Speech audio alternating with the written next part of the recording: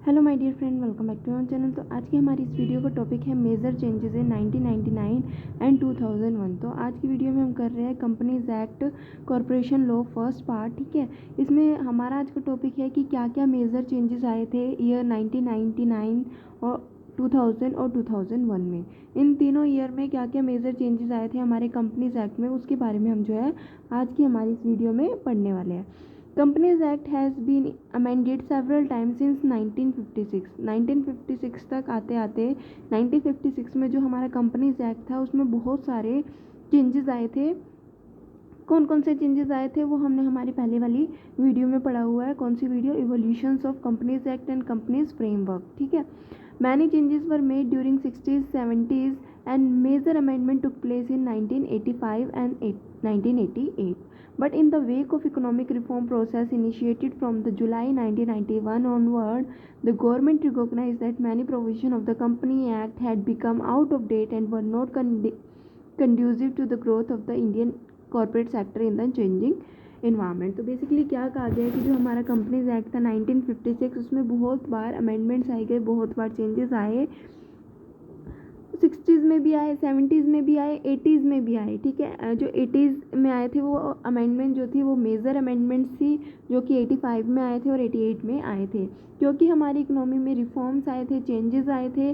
ठीक है, कब आए थे? जुलाई 1991 में न्यू इकोनॉमिक पॉलिसीज आई थी, लिबरलाइजेशन, ग्लोबलाइजेशन, प्राइवेटाइजेशन की। इसकी वजह से जो हमारा इकोनॉमिक इन्वायरमेंट जो था, बिजनेस इन्वायरमेंट था, उसमें बहुत ज़्यादा चेंजेस आए, जिसकी वजह से जो हमारा कंपनीज एक्ट 1956 था वो आउट ऑफ डेट हो चुका था। उसको हमें क्या करना था? रिन्यू करना था, ताकि हमारी इकोनॉमी जो है वो ग्रो कर सके। ठीक है, हमारा कॉर्पोरेट सेक्टर जो है वो क्या कर सके?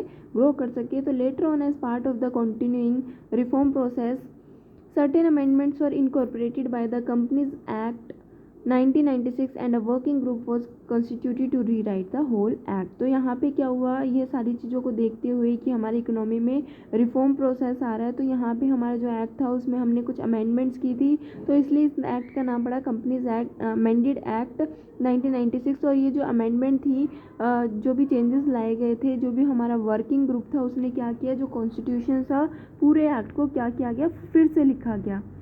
वर्किंग ग्रुप के द्वारा जो भी हमारा कंपनीज एक्ट 1996 जो अमेंडमेंट की गई थी 1996 में, उसको वर्किंग ग्रुप के द्वारा फिर से जो है पूरे एक्ट को रीराइट किया गया था।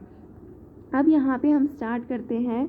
अभी तक हमने पढ़ा 1996 में। ठीक है, अब यहाँ पे हम पढ़ते हैं कि जो भी हमारा कंपनीज अमेंडेड एक्ट था, कंपनीज अमेंडेड एक्ट 1999 के बारे में हम पढ़ेंगे कि 1999 में क्या क्या अमेंडमेंट्स आई थी, क्या क्या चेंजेस आए थे, जो भी हमारा कंपनीज एक्ट है उसके बारे में।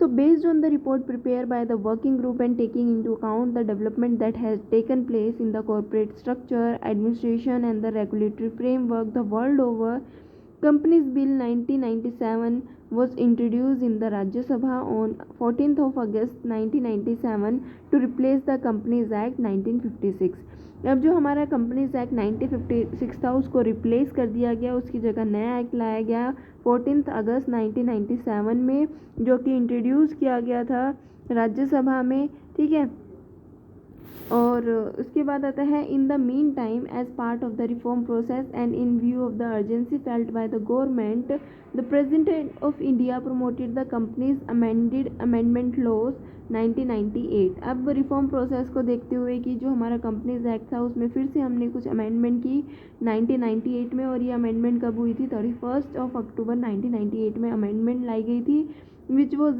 later replaced by the Companies Amendment Act 1999, जो कि फिर से क्या कर दिया गया, फिर से जो अमेंडमेंट थी उसको रिप्लेस कर दिया गया companies amendment act 1999 to rise the capital market by boosting morale of national business houses beside encouraging FII as well as FDI, ठीक है, in the country।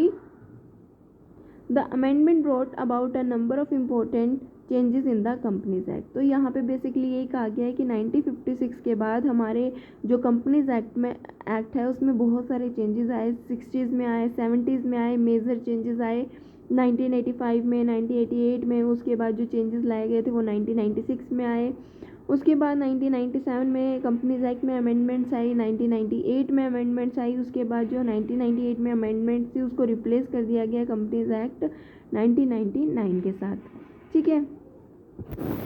अब the changes made with the companies act 1999 can be summarise as follow. तो अब यहाँ पे हम देखेंगे कि 1999 जो हमारा कंपनीज एक्ट में अमेंडमेंट आई थी, क्या क्या अमेंडमेंट आई थी, क्या क्या चेंजेस हमारे कंपनीज एक्ट में आए थे, तो वो सारे चेंजेस को हम यहाँ पे पढ़ने वाले हैं। Corporate sector was given the facility to buy back companies own share. जो भी हमारा कॉर्पोरेट सेक्टर था उसको एक फैसिलिटी दी गई थी इस एक्ट के तहत कि वो अपनी कंपनी के शेयर्स को क्या कर सकते हैं, बाय बैक कर सकते हैं, ठीक है। उसके बाद था provision related to investment and loans were liberalise beside the requirement of prior approval of the central government और इन्वेस्टमेंट डिसीजन वॉज रिमूव। पहले क्या होता था कि जब भी इन्वेस्टमेंट करनी होती थी या फिर जब भी लोन को रेज करना होता था मार्केट से, तो वो काम करने से पहले हमें सेंट्रल गवर्नमेंट की परमिशन की रिक्वायरमेंट थी। लेकिन जो कंपनीज एक्ट अमेंडेड एक्ट आया था 1999 में, उसके अंदर अगर हम लोन को रेज कर रहे हैं या फिर इन्वेस्टमेंट करने की सोच रहे हैं तो वहाँ पे हमें सेंट्रल गवर्नमेंट से परमिशन लेने की ज़रूरत नहीं है। बिना परमिशन के भी हम जो है इन्वेस्टमेंट को रेज कर सकते हैं और लोन को रेज कर सकते हैं, कहीं पे भी इन्वेस्टमेंट कर सकते हैं और लोन को रेज कर सकते हैं। तो सेकंड जो चेंजेस यही आया था कि हमें सेंट्रल गवर्नमेंट की जो है अप्रूवल की अब रिक्वायरमेंट नहीं रही जब भी हमें इन्वेस्टमेंट डिसीजन लेना है। थर्ड जो अमेंडमेंट आई थी वो थी companies were allowed to issue sweat equity in place of intellectual property. Third में ये था कि कंपनी को अलाउ कर दिया गया कि वो स्वेट इक्विटी शेयर्स को इशू कर सकते हैं in place of intellectual property. Fourth amendments क्या आई थी, in order to make account of Indian companies agreeable with international practices, ठीक है। The harmonious of Indian accounting standard was made mandatory and the provision for setting up of national committee on accounting standard was incorporated in the act। तो यहाँ पे basically यही कहा गया है कि क्या प्रोविज़न आए थे कि हमें एक नेशनल कमेटी को सेटअप करना है जो क्या बना रही है, अकाउंटिंग स्टैंडर्ड, ठीक है। The provision for setting up of national committee on accounting standard was incorporated in the act. उसके बाद जो फिफ्थ पॉइंट है, फिफ्थ क्या अमेंडमेंट्स आई थी वो थी for the benefit of the investors provision were made for setting up of investor education and protection fund. Investor के benefit के लिए प्रोविजंस को लाया गया कि हमें क्या करना है, इन्वेस्टर को एजुकेट करना है और उनका जो भी फंड्स है उसको क्या करना है, प्रोटेक्शन प्रोवाइड करनी है।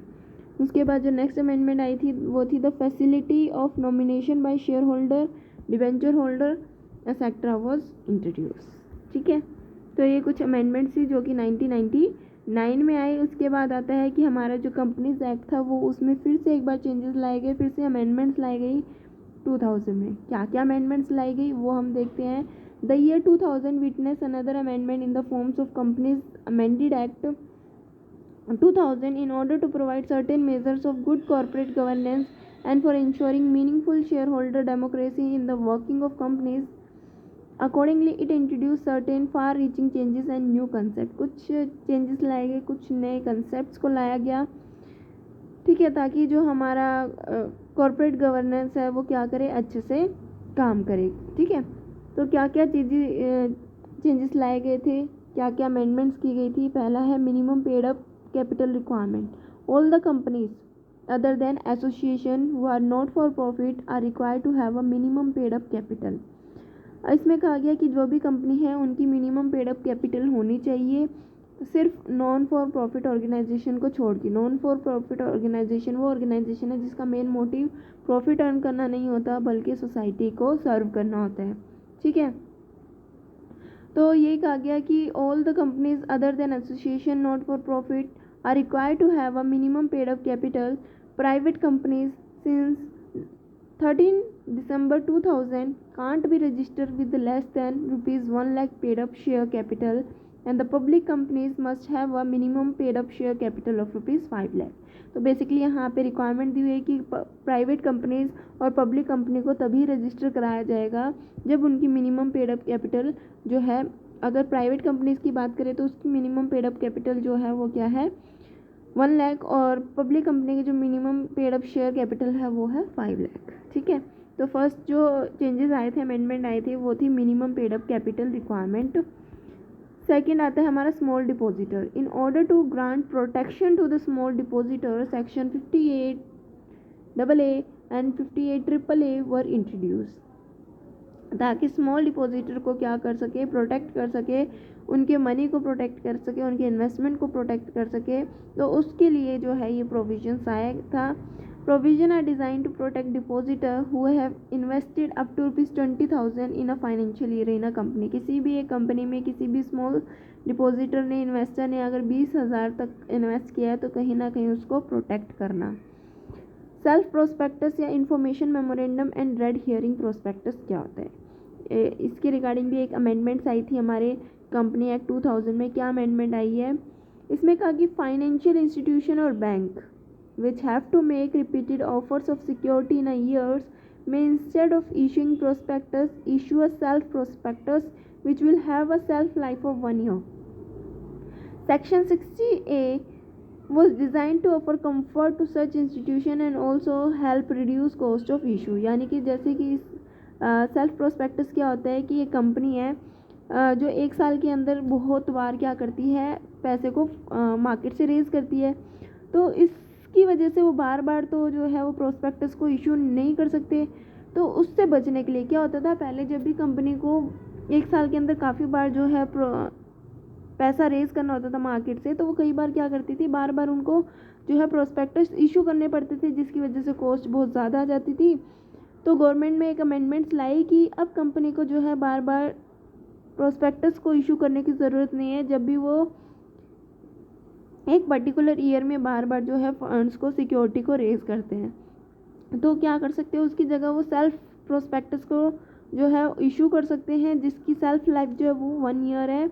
यानी कि 1 ईयर तक जो है वो कितनी बार भी जो है मार्केट से फंड्स को रेज कर सकते हैं। अब ये क्यों लाया गया, ये लाया गया ताकि हमारे जो इंस्टीट्यूशंस हैं, फाइनेंशियल इंस्टीट्यूशंस है, बैंक से, इनको एक तरीके से कंफर्ट प्रोवाइड करने के लिए और इनकी जो इशू की कॉस्ट है उसको रिड्यूस करने के लिए। अभी हमने पढ़ा सेल्फ प्रोस्पेक्टस के बारे में, अब हम पढ़ते हैं इन्फॉर्मेशन मेमोरेंडम के बारे में। इन्फॉर्मेशन मेमोरेंडम ये क्या होता है, it is essentially a document which is design to obtain or elicit demand for the security and to ascertain the price and the term issues.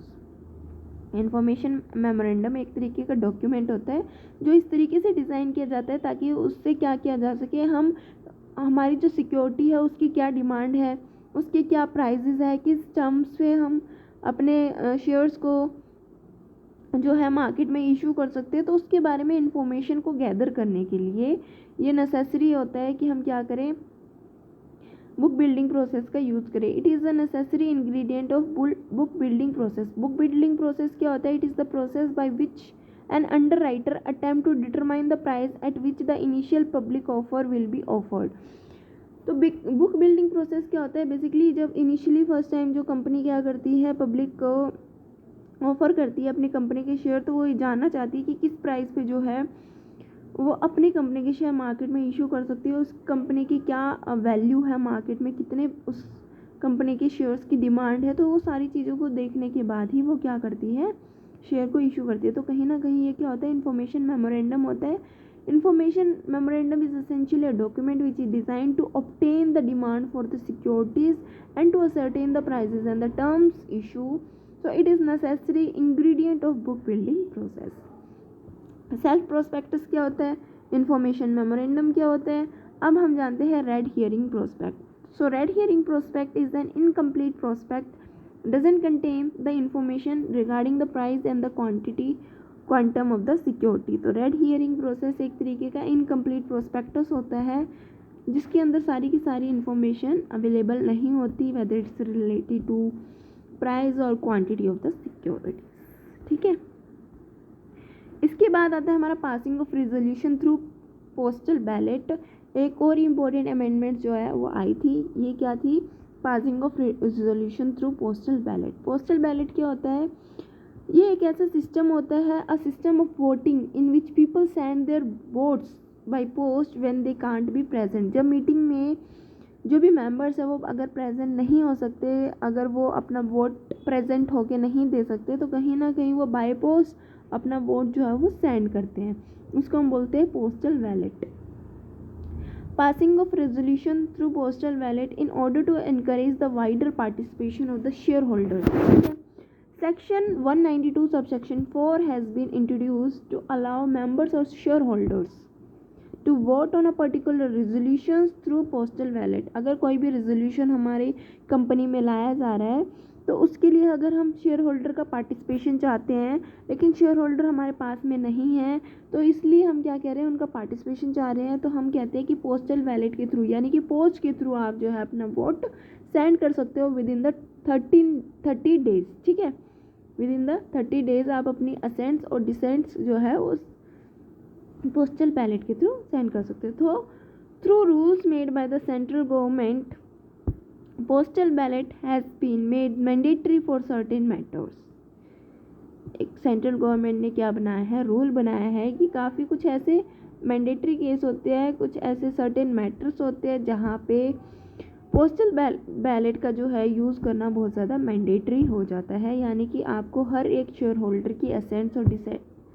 Decent के बारे में पूछना होगा। असेंट और dissent to a resolution is required to be sent within 30 days. ठीक है, इसके बाद आता है director responsibility statement. Director report is to include a responsibility statement के डायरेक्टर की जो भी रिपोर्ट है उसके अंदर क्या होनी चाहिए, रिस्पॉन्सिबिलिटी स्टेटमेंट होनी चाहिए, इंक्लूड होनी चाहिए। क्या क्या स्टेटमेंट होनी चाहिए, whether accounting standard have been followed in the preparation of annual account. जब भी एनुअल अकाउंट का बनाया जा रहा है, क्या उसमें अकाउंटिंग स्टैंडर्ड को फॉलो किया जा रहा है, अगर नहीं तो क्यों नहीं फॉलो किया जा रहा। सेकेंड था whether appropriate accounting policy have been applied and on consistent basis. क्या अप्रोप्रिएट अकाउंटिंग पॉलिसीज़ को फॉलोअप किया जा रहा है, अगर किया जा रहा है तो क्या वो कंसिस्टेंट बेसिस पे किया जा रहा है, लगातार किया जा रहा है। ठीक है, whether director had made judgment and estimate that are reasonable and prudent so as to give a true and fair views of the state of affairs and profit and loss of the company। जो भी director की judgement है, ठीक है, जो भी उनका estimate है, क्या वो रीजनेबल है, ठीक है, क्या वो ट्रू और फेयर पिक्चर जो है एक बिजनेस के बारे में रिप्रेजेंट कर रहा है, क्या प्रॉफिट और लॉस जो है वो सही तरीके से दिखाया गया है, फेयर है। Whether the director had taken proper and sufficient care for the maintenance of adequate accounting record in accordance with the provision of this act for safeguarding the assets of the company and for preventing and detecting frauds and other irregularities।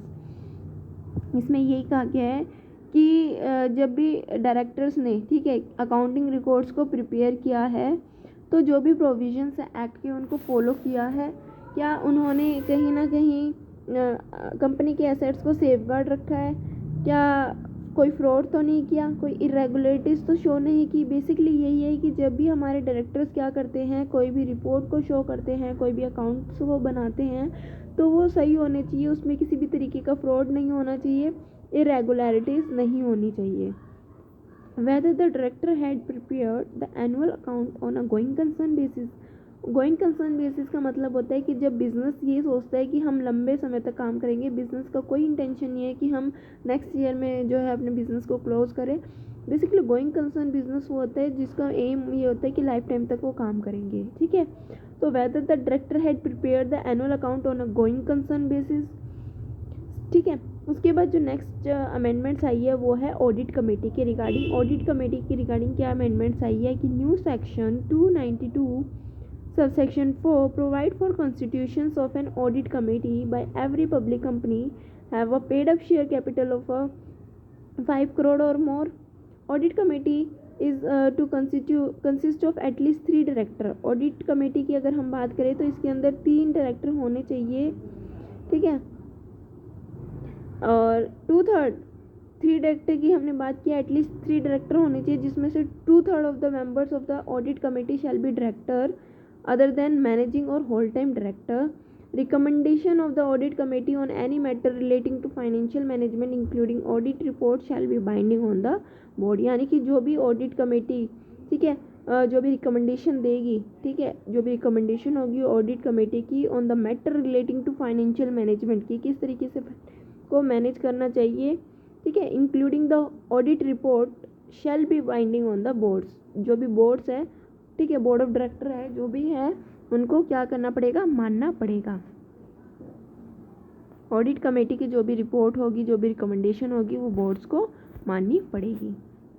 उसके बाद आती है next amendment, that is compliance और obedience certificate. ये क्या कहता है, section 383A was amended with respect to companies having a paid up share capital of rupees 10 lakh or more but less than rupees 2 crore which are not required to employ whole time company security। एक company जिसकी paid up share capital 10 lakh या उससे ज़्यादा है but less than 2 crore, 10 lakh से ज़्यादा लेकिन 2 करोड़ से कम है, तो उस कंपनी को जो है पूरे time whole time company security की ज़रूरत नहीं है, ठीक है। To file with the registrar of a companies a certificate from a secretary in whole time practice as to whether the company has complied with all the provision of the act। A copy of this certificate shall also be attached to the director's report। क्या कहता है, ये कहता है कि जब भी company register करवा रही है अपने आप को, जब भी क्या कर रही है, to file with registrar of company a certificate, जब भी कंपनी क्या करती है फाइल करवाती है, ठीक है, कोई भी रजिस्ट्रेशन करवाती है, तो कहीं ना कहीं उसको जो भी whole time practice company secretary है उससे सर्टिफिकेट लेना होगा, ठीक है। लेकिन ज़रूरी नहीं कि वो होल टाइम कंपनी सिक्योरिटी हो, यानी कि जिस कंपनी की paid up share capital 10 lakh से ज़्यादा है और 2 करोड़ से कम है, तो उस कंपनी को होल टाइम कंपनी सिक्योरिटी को एम्प्लॉय करना रिक्वायर्ड नहीं है। लेकिन जब भी वो रजिस्ट्रार ऑफ कंपनी के पास एक सर्टिफिकेट क्या करते हैं, जमा कराते हैं, तो कहीं ना कहीं उनको होल टाइम कंपनी सिक्योरिटी से क्या करना पड़ता है, एक सर्टिफिकेट लेना पड़ता है। तो ये सर्टिफिकेट जो होता है, वो सर्टिफिकेट ये बताता है कि कंपनी ने जो भी एक्ट के अंदर प्रोविजंस थे उसको फॉलोअप किया है या नहीं किया। साथ ही साथ डायरेक्टर की जो रिपोर्ट है उसके साथ भी ये सर्टिफिकेट को अटैच किया जाता है। Issue of Indian depository receipt, नया हमारा क्या है, अमेंडमेंट आई है, क्या, issue of Indian depository receipt. Section 605A permit company incorporated outside India, एक कंपनी जो इंडिया के बाहर है, whether having a place of business in India और नॉट, उस कंपनी का बिजनेस हमारे इंडिया में है या नहीं है। Section 605A permit companies incorporated outside India whether having a place of business in India और not to issue depository receipt in India and thus raise capital from Indian public. इसमें यही कहा गया है कि ये कंपनी जो इंडिया के बाहर है, चाहे उसका बिजनेस इंडिया में है या नहीं है, थ्रू डिपॉजिटरी रिसिप्ट को इशू करके वो इंडिया से जो है, इंडिया की पब्लिक से पैसे को रेज कर सकती है। उसके बाद आता है कंपनी अमेंडमेंट एक्ट 2001। क्या अमेंडमेंट आई थी 2001 में, उसके बारे में हम पढ़ेंगे। In the year 2001 the act was amended to revise amended in the year 2001 the act was amended to revise amended provision of section 77A which is related to buyback of shares, allowing board of director to buy back shares up to 10% of the paid up capital and free reserve provided not more than one such buyback is made during a period of 365 days। Resolution for the buyback shall be required to be passed at a meeting of the board and not through the circulation। 2001 में क्या amendments आई थी, जो भी हमारा section 77A था, ठीक है, उसमें अमेंडमेंट लाई गई थी। कहा गया था कि जो बायबैक शेयर्स है उसको कंपनी क्या कर सकती है, बायबैक कर सकती है, ठीक है, लेकिन कब तक, 10% तक, ठीक है, जितना भी पेड अप कैपिटल है उसका 10% तक बोर्ड ऑफ डायरेक्टर को अलाउ किया गया कि वो क्या कर सकते हैं, बायबैक शेयर्स को कर सकते हैं। लेकिन ये कंडीशन है कि जो भी कंपनी का रिजर्व अकाउंट है उसमें से सिर्फ एक ही बार, ठीक है, 365 डेज में से वो सिर्फ एक बार जो है शेयर्स को बायबैक कर सकते हैं। लेकिन इसके लिए एक मीटिंग हेल्ड करनी पड़ेगी। Resolution for the buyback shall be required to be pass at a meeting के अंदर रेजोल्यूशन लिया जाएगा कि हाँ भाई हमें क्या करना है, शेयर्स को बायबैक करना है, तो मीटिंग के अंदर ये डिसीजन लिया जाएगा, ना कि सर्कुलेशन देख के। तो ये थी हमारी अमेंडमेंट। 1999 में क्या अमेंडमेंट आई, 2000 में क्या क्या अमेंडमेंट्स आई और 2001 में क्या क्या अमेंडमेंट आई। आई होप आप सभी को ये जो टॉपिक है वो क्लियर हो गया होगा। एक बार फिर से हम जो है इसको देख लेते हैं क्या क्या चीज़ें हमने जो है वो कवर अप की है हमारी इस टॉपिक में। वीडियो अच्छी लगी तो वीडियो को लाइक शेयर सब्सक्राइब करना मत भूलना। Thanks for watching.